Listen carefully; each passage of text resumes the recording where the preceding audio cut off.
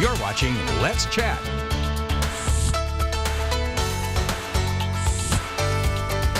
This week, the holiday season is going to get in full swing. Thanksgiving is a holiday we all know and love, but it can also be dangerous for some of our little ones and adults too. Twyla Lane is back with We Are CPR to tell us about some safety measures for the holiday season, but also just in general, because I mean, this goes all year round. Twyla, thank you again for making the time to be here. Thanks for having us. Yes, especially with this being Thanksgiving week. Generally, our families get together sometimes a lot of it's on Thursday, sometimes it's even over the weekend. And sometimes when we have little ones and adults and different things like that, if somebody starts to choke, it's that panic moment. What do I do to help them? Yeah. So if an adult is choking, most of the time, if it's a complete airway obstruction, they will do the universal sign of choking. And what we're going to do is we would find their belly button and we would get behind them. This is choking Charlie. And so if he has an obstruction in, you just find his belly button. And these are called abdominal thrusts, and you just keep doing those until they cough it out or they pass out.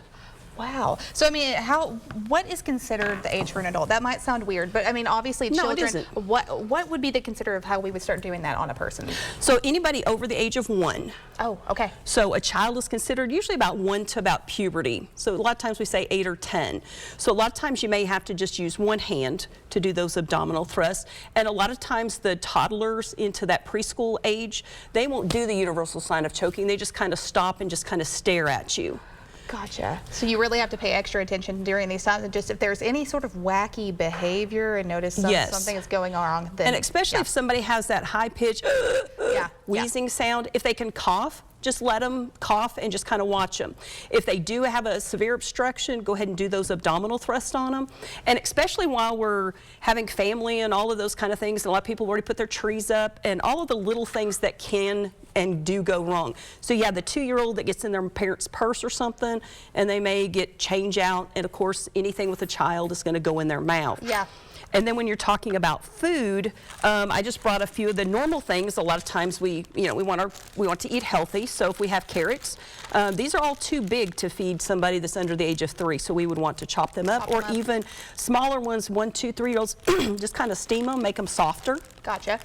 And then a lot of times, we want our kids to eat healthy, and we think, well, hey, here's some, cherry tomatoes or something like that, and even grapes. So the average statistics are 1 child dies every 5 days from choking. Wow. And what that kind of constitutes is just about a little over 5,000 people every year die from choking.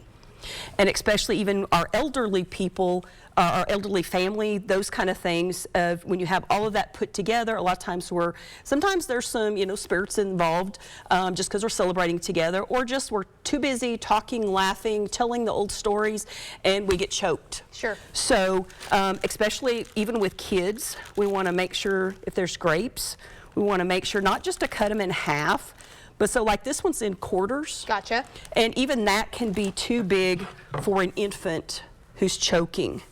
And so we want to make sure, and a lot of times we even have other snacks like yogurt, raisins, and some of those kind of things. And even baby food, they'll have the little star kind of snacks. Little puffs. But the hard part with those is sometimes when they get wet, they get sticky, and they get stuck in a child's or an infant's mouth.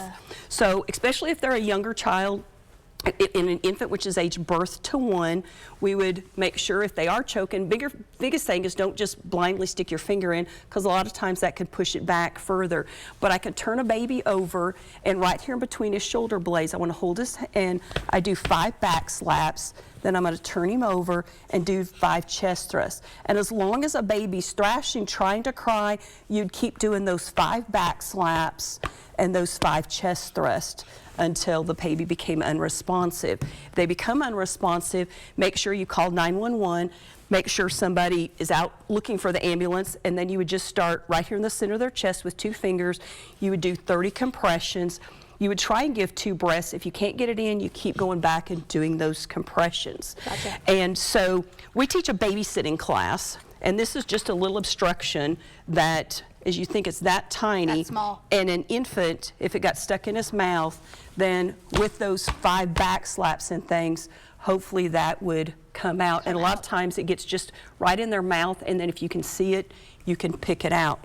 But when we're teaching the babysitting class, if you look at, you know, our little obstruction is the same size as a yogurt raisin. Wow.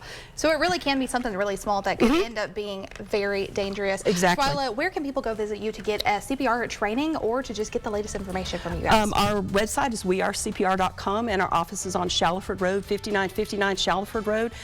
So yeah, come take a class with us. Twyla, thank you so much again for keeping us educated here about the latest of CPR and how it really vitally important it is all year round, especially during the holiday season. Especially the holidays. It's crazy. We'll be right back with Salma's Diamonds coming up right after this.